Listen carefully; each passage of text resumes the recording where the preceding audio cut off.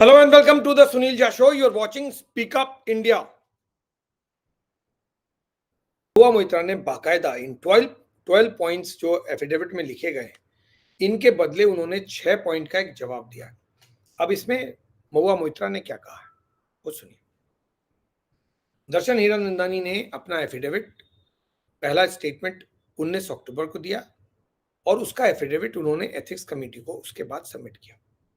So in response to whatever Mr. Darshan Hiranandani told the ethics committee, TMC MP Mahua Moitra issued a press statement questioning the authenticity of the affidavit first and then the facts mentioned in the affidavit. Mahua Moitra is faced with serious allegation of financial corruption, parliamentary propriety, and also compromising with the security of parliament. Allegations have been made against her by her former partner Jay Anant Dehadrai and BJP MP Nishikant Dubey. And they have now been supported by Darshan Hiranandani as I read out in the affidavit. On October 17, 2023, Mahua Moitra had sent a legal notice of defamation to Nishikant Dubey and Jay Anant Dehadrai. Later on, she filed a defamation case against both of them in Delhi High Court. That has come up for hearing.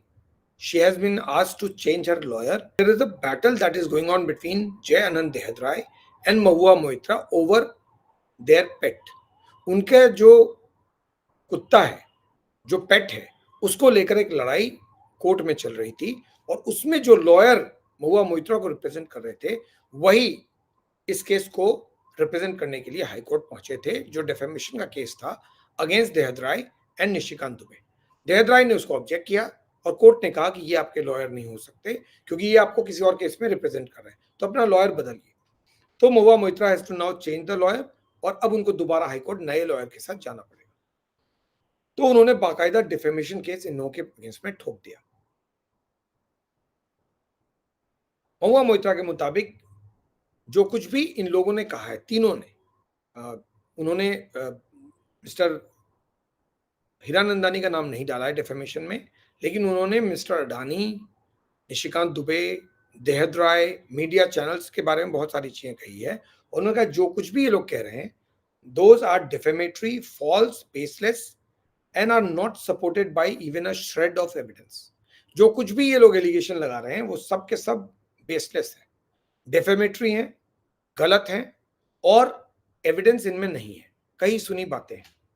अब महुआ मोइत्रा ने अपने response में क्या कहा? 3 days ago, this is the response that Mahua Moitra gave to whatever Mr. Darshan Hiranandani stated about the entire episode. So Mahua Moitra in her statement said 3 days ago, this is the statement that she issued on the 19th of October, and that is what she is carrying forward even till date. On the 19th of October, Mahua Moitra said 3 days ago on 16/10/2023, the Hiranandani group put out an official press release stating that all charges against them were baseless.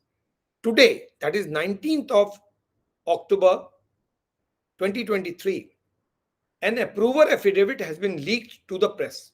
This affidavit is on a white piece of paper with no letterhead and there is no official origin aside from a press leak. A few questions need to be asked urgently. ये महुआ मोइत्रा ने statement में सबसे पहले कहा कि 16 तारीख को Hiranandani group ने बाकायदा एक प्रेस नोट निकाला और उन्होंने कहा जितने भी एलिगेशन हीरानंदानी के, दर्शन हीरानंदानी को लेकर लगाए गए हैं, निशिकांत दुबे ने लगाए हैं या जय आनंद देहदराय ने लगाए हैं, वो सब बेसलेस है।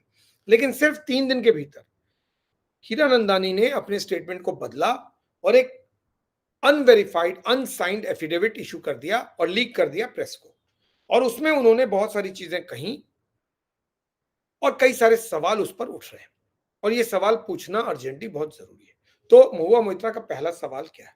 अब महुआ मोइत्रा के सवालों के बाद मेरे सवाल है। सो पहले महुआ मोइत्रा के सवाल। महुआ मोइत्रा ने दर्शन हीरानंदानी से पूछा पहला सवाल, and the first question was this: Darshan Hiranandani has not been summoned by the CBI or the Ethics Committee, or indeed by any investigating agency yet. Who then has he given this affidavit to?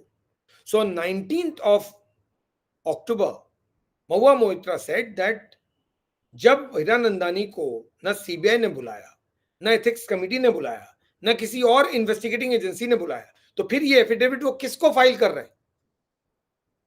दूसरा point number 2, question number 2, the affidavit is on a white paper and not on official letterhead और notarised. Why would one of the India's most respected, educated businessmen sign a letter like this on white paper unless a gun was put on his head to do it? यानी उन्होंने कहा कि ये affidavit जो 19 तारीख को दर्शन हीरानंदानी ने issue किया है वो सिर्फ एक सफेद कागज पे है और न तो ऑफिशियल लेटर हेड पे है और न नोटराइज्ड है. कोई एक इंडिया का, देश का सबसे रिस्पेक्टेड एजुकेटेड बिजनेसमैन बगैर साइन के एक लेटर इस तरह से खाली कागज, सफेद कागज पर क्यों इशू करेगा, अनलेस अगर उसके कंधे, गले, उसके सिर पे किसी ने बंदूक नहीं रखा है. तो अगर आपके सिर पे किसी ने बंदूक तान दिया है फिर तो आप ऐसा करोगे, वरना आप ऐसा क्यों करोगे? एक टॉप बिजनेसमैन हो, एजुकेटेड हो, तो फिर आप ब्लैंक शीट पर, व्हाइट शीट पर इस तरह के एफिडेविट को कैसे इशू करोगे जो ना तो नोटराइज्ड है और ना ऑफिशियल लेटर हेड पे? Point number 3, the contents of the letter are a joke, Mahua Moitra said. It has clearly been drafted by some half-wit in the PMO who doubles up as a creative writer in BJP's IT cell. It sings paeans to Modi and Gautam Adani while linking in every opponent of theirs to me and my alleged corruption. Shardul Shroff is the brother of Cyril Shroff, who has had a bitter separation of business from him. Cyril Shroff is Gautam Adani's samdhi and was on a SEBI's committee in total conflict of interest. Rahul Gandhi and Shashi Tharoor are both people the government targets relentlessly. Sucheta Dalal is an investigative journalist who's also exposing government. Clearly someone said, सबके नाम घुसा दो, ऐसा मौका फिर नहीं मिलेगा. सो महुआ मोइत्रा ने अपने तीसरे पॉइंट में या तीसरे सवाल में कहा कि ये जो एफिडेविट है, ये जो लेटर है, इसके सारे कंटेंट सिर्फ एक मजाक है. ऐसा लगता है कि ये जो एफिडेविट है वो पीएमओ में किसी ऐसे शख्स ने ड्राफ्ट किया है जो बीजेपी के आईटी सेल में काम करता है और जो मोदी और गौतम अदानी के शान में कसीदे पढ़ता है. इस शख्स ने हर एक शख्स को, जितने का नाम मेरे एफिडेविट में लिया गया है, उनको मेरे से और मेरे करप्शन से जोड़ के रख दिया. शर्दुल श्रॉफ का नाम आया तो शर्दुल श्रॉफ को लेकर उन्होंने कहा कि ये जो हैं वो सिरिल श्रॉफ के भाई हैं. अब सिरिल श्रॉफ कौन है? According to Mahua Moitra, Cyril Shroff mister Adani के समधी हैं और सिरिल श्रॉफ के भाई हैं शर्दुल श्रॉफ, जिनको लेकर दर्शन हीरानंदानी ने कहा कि शर्दुल श्रॉफ इंफॉर्मेशन दे रहे थे महुआ मोइत्रा को और उसी इंफॉर्मेशन के बेसिस पे महुआ मोइत्रा मुझे इंफॉर्मेशन भेज रही थी और मैं सवाल बनाकर मिस्टर अडानी के खिलाफ भेज रहा था लोकसभा को. तो शर्दुल श्रॉफ का कनेक्शन ये है. शर्दुल श्रॉफ सिरिल श्रॉफ के भाई, और वो अच्छे से अडानी को जानते होंगे क्योंकि मिस्टर अडानी सिरिल श्रॉफ के समधी हैं, यानी दोनों क्लोज रिलेटिव है. अब सिरिल श्रॉफ और शर्दुल श्रॉफ का झगड़ा क्या है? अकॉर्डिंग टू महुआ मोइत्रा, इन दोनों के बीच बिजनेस को लेकर जबरदस्त झगड़ा हुआ था और वो झगड़ा क्योंकि सिरिल श्रॉफ और शर्दुल श्रॉफ के बीच था, इसीलिए मिस्टर हीरानंदानी ने शर्दुल श्रॉफ का नाम डाल दिया, या उस शख्स ने, पीएमओ में बैठे हुए शख्स ने शर्दुल श्रॉफ का नाम डाल दिया. According to Mahua Moitra, Cyril Shroff जो थे वो सेबी के कमिटी में उनको रखा गया था और ये कंप्लीट कॉन्फ्लिक्ट ऑफ इंटरेस्ट में था क्योंकि सिरिल श्रॉफ क्लोज रिलेटिव हैं मिस्टर अडानी के और मिस्टर अडानी एक बहुत बड़े प्लेयर हैं स्टॉक मार्केट में, उनकी सारी कंपनियां लिस्टेड है स्टॉक मार्केट में, और सेबी जो है वो रेगुलेट करती है स्टॉक मार्केट को। तो जो सेबी रेगुलेट करती है स्टॉक मार्केट को, उसमें ही आपने सिरिल श्रॉफ को मेंबर बना दिया कमिटी का सेबी में, तो ऑब्वियसली वो तो मिस्टर अडानी के फेवर की ही बात करेंगे। तो ये कॉन्फ्लिक्ट ऑफ इंटरेस्ट है।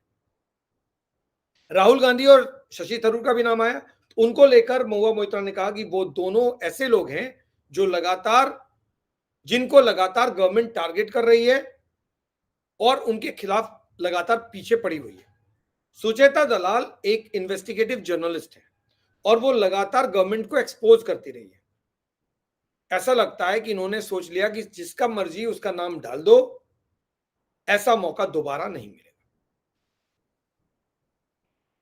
पॉइंट नंबर 4, अब ये हीरानंदानी बिजनेस और बीजेपी के प्रेशर से रिलेटेड है। इसमें उन्होंने कहा, for example paragraph 12 claims Darshan gave in to my demands because he was fearful of displeasing me.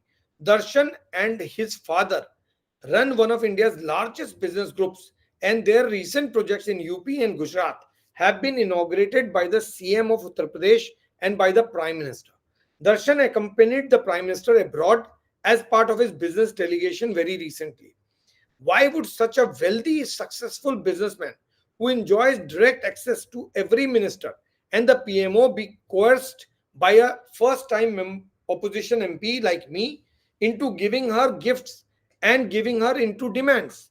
It is totally illogical and only cements the truth that this letter was drafted by the PMO and not Darshan.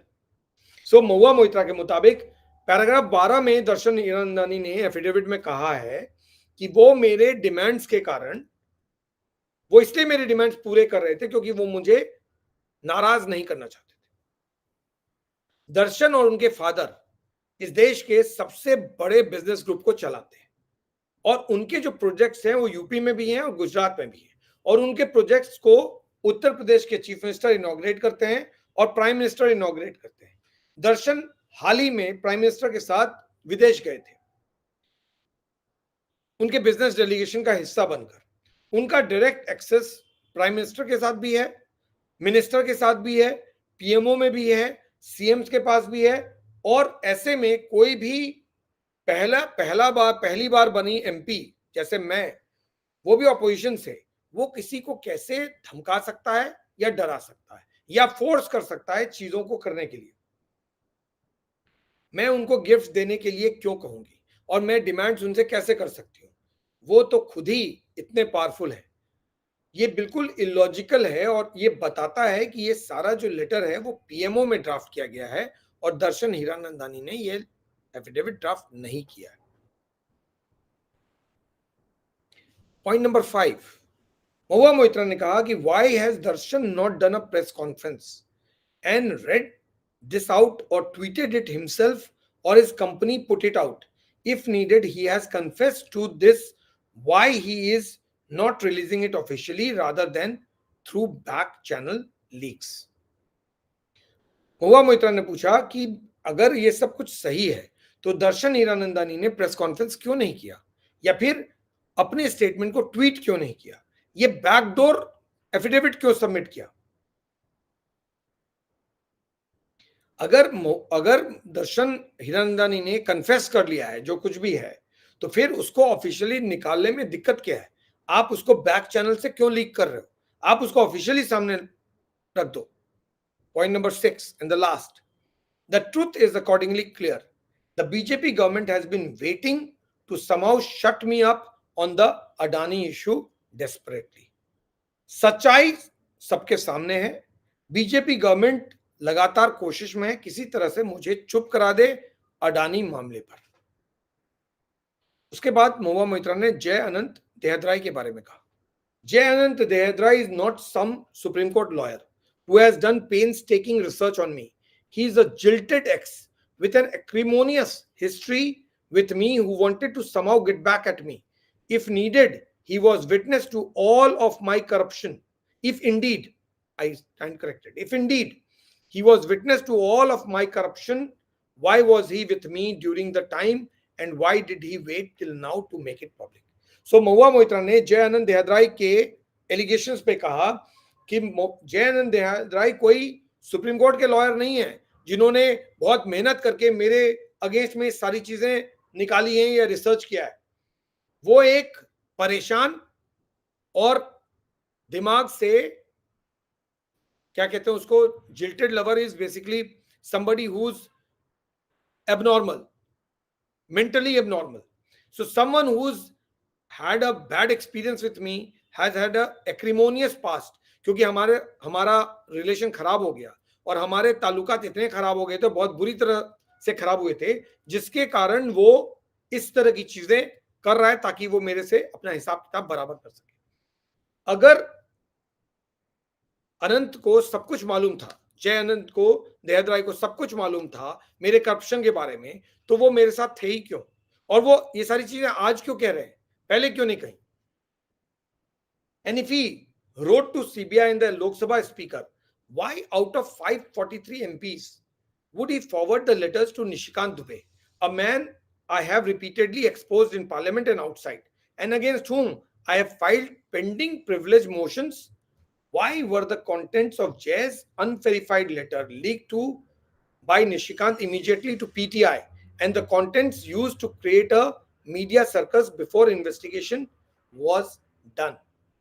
यानी महुआ मोइत्रा कह रही हैं कि अगर जय ने वो letter CBI और लोकसभा स्पीकर को लिखा तो उस लेटर को 543 एमपी हैं लोकसभा में, उसमें से सिर्फ निशिकांत दुबे को ही क्यों भेजा, जबकि जय अनंत दयादराई को पता था कि निशिकांत दुबे वही शख्स हैं जिनको मैं लगातार एक्सपोज कर रही हूं पार्लियामेंट में उनके डिग्री के कारण, और मेरे कंप्लेन पे उनके अगेंस्ट में यानी निशिकांत दुबे के अगेंस्ट में प्रिविलेज मोशन पेंडिंग है। और जय अनंत दयादराई के कंप्लेन लिखते ही, चिट्ठी लिखते ही निशिकांत ने उसको तुरंत, उस अनवेरिफाइड लेटर को तुरंत पीटीआई को रिलीज कैसे कर दिया और मीडिया पूरा सर्कस क्रिएट कर दिया, जबकि कोई इन्वेस्टिगेशन ही नहीं की गई थी। तो मीडिया मेरे पीछे पड़ गई, जबकि इस तरह की कोई जांच हुई नहीं, कुछ पता ही नहीं कि सच भी है कि झूठ भी है, सारी मीडिया मेरे पीछे पड़ गई। Then she says, once the ground was laid, the BJP moved into step 2. The PMO held a proverbial gun to Mr. Darshan and his father's head and gave them 20 minutes to sign the letters sent to them. They were threatened with a total shutdown of all their businesses. His father is in real estate, which depends on government licenses, and he is in energy, data centers, and semiconductor chip manufacturing, which too depends on government licenses. He has over 30,000 crore investments in UP alone. They were told that they will be finished. The CBI would raid them and all government businesses would stop and all PSU banks will stop financing them immediately. ये महुआ मोइत्रा ने उसके बाद अपने response में लिखा, एक बार ये ground तैयार हो गया, उसके बाद बीजेपी ने अपने स्टेप 2 को लिया। वो स्टेप 2 क्या था? जो प्राइम मिनिस्टर ऑफिस है, सीधा वो पीएमओ को ही बोल रही है महुआ मोइत्रा, सारा कुछ पीएम मोदी के अगेंस्ट में ही बोल रही है। उनके मुताबिक पीएमओ ने एक बंदूक मिस्टर दर्शन हीरानंदानी और उनके फादर के सिर पे रखा और उन्हें 20 मिनट का टाइम दिया to sign the letter affidavit, और उसके बाद साइन करके वापस भेजने के लिए। इन लोगों ने उनको धमकी दी कि अगर उनकी बात नहीं मानी तो उनके सारे बिजनेसेस को बंद कर दिया जाएगा। दर्शन के फादर रियल एस्टेट में हैं और उनको गवर्नमेंट के लाइसेंसेस की जरूरत होती है। उनका एक बिजनेस एनर्जी रिलेटेड भी है और डेटा सेंटर से भी है, रिलेटेड है, और सेमीकंडक्टर्स चिप मैन्युफैक्चरिंग से भी है। इसके लिए भी गवर्नमेंट लाइसेंस की जरूरत है।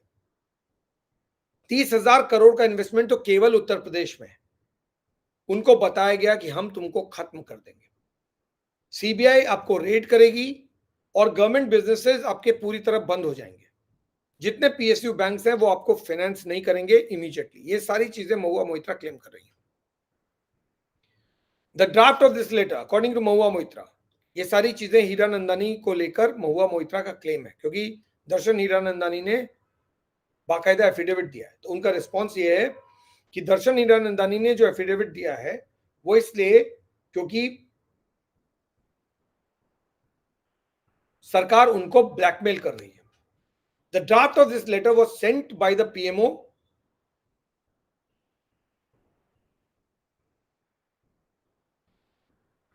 and he was forced to sign it. The draft of this letter was sent by the PMO and Darshan Hiranandani was forced to sign it, and it was leaked to the press immediately. This is in return for the government not doing a CBI investigation or not aggressively attacking their businesses. Though tragic, it is totally understandable that Darshan, who's a dear friend, would need to think of what is at stake for him here, namely the continuation of his family businesses built up over decades and the fate of thousands of employees, and buckle under pressure and sign this. So महुआ के मुताबिक इस draft के letter को PMO ने भेजा और दर्शन हीरानंदानी को force किया उसको साइन करने के लिए. उसके बाद तुरंत इसको प्रेस में लीक कर दिया गया. ये इस बदले में कि गवर्नमेंट जो है उनके खिलाफ, उनकी कंपनी के खिलाफ कोई सीबीआई इन्वेस्टिगेशन एग्रेसिवली ना करे. हालांकि ये ट्रेजिक है, लेकिन ये समझ में आता है कि दर्शन को के पास दो चॉइस है. या तो दर्शन अपने बिजनेस के बारे में सोचे जिसको उनकी और उनकी फैमिली ने बहुत दशकों की मेहनत के बाद खड़ा किया और उसमें काम करने वाले हजारों एम्प्लॉयज की बात है, या फिर वो इस प्रेशर को नहीं करें और इतना बड़ा रिस्क ले लें. तो उन्होंने इसी चीज को देखते हुए, ताकि एम्प्लॉयज की नौकरी न जाए और कंपनी बंद ना हो, उन्होंने प्रेशर में आके इस एफिडेविट को साइन किया. ये महुआ मोइत्रा का नरेशन है, महुआ मोइत्रा का क्लेम है और महुआ मोइत्रा का एंगल है. This is the usual modus operandi of the BJP government, or rather Gautam Adani's government, run by the BJP. According to Mahua Moitra, this is a government which is of Gautam Adani, which is being run by the BJP. So Gautam Adani इतने बड़े हो गए हैं महुआ मोइत्रा के मुताबिक कि वही सरकार चला रहा है. इस देश में एक इंडस्ट्रियलिस्ट नहीं है, बहुत सारे इंडस्ट्रियलिस्ट हैं. पता नहीं महुआ मोइत्रा क्या कह रही है. एनीवे, महुआ मोइत्रा के मुताबिक this is the usual modus operandi of the BJP government, or rather Gautam Adani's government run by the BJP. Every effort is being made to malign me and isolate and scare those near and dear to me. My closest have been threatened with ED and CBI raids in the next few days.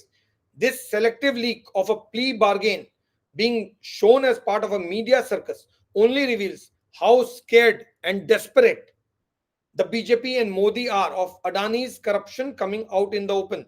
This is part of establishment of the establishment's witch hunt into every political leader who addresses questions against Adani.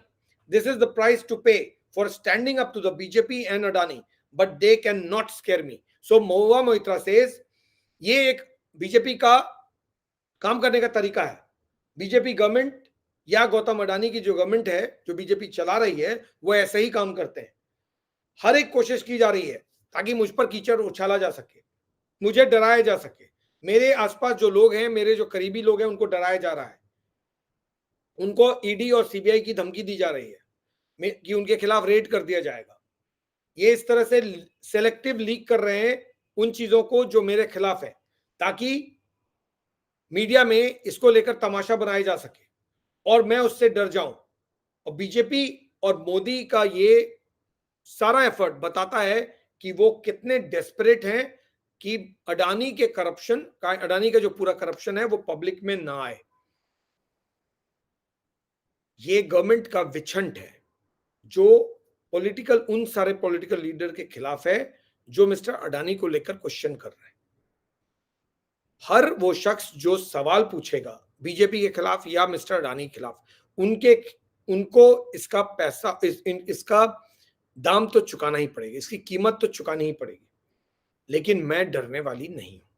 I will continue to stand up to mister Adani until he answers the many questions that he is duty bound to answer to the people of this country, and I will pay any price to protect my country from these criminals. So Mahua Moitra ने अपने letter को खत्म किया, अपने statement को, by saying कि मैं mister Adani के खिलाफ लगातार खड़ी रहूंगी और मैं वो सवाल पूछती रहूंगी जो उनके लिए जवाब देना जरूरी है इस देश के सामने। मैं कोई भी कीमत चुकाने को तैयार हूं इन क्रिमिनल्स के खिलाफ। देश को इन क्रिमिनल्स से बचाने के लिए मैं कोई भी कीमत देने को तैयार हूं। मिस महुआ ने अपने स्टेटमेंट को क्लोज किया by calling all these people criminals. अब ऑल दीज पीपल कौन है? उनके स्टेटमेंट में कुछ ही लोगों का नाम है। PMO, mister Modi, mister Adani, Hiranandani, इनका ही नाम है। अब ये क्रिमिनल्स किसको कह रही हैं ये तो महुआ मोइत्रा बताएंगी, लेकिन ये चीज कहने के बाद महुआ मोइत्रा के खिलाफ एक डिफेमेशन केस भी हो सकता है, which Mahua Moitra may not be aware of.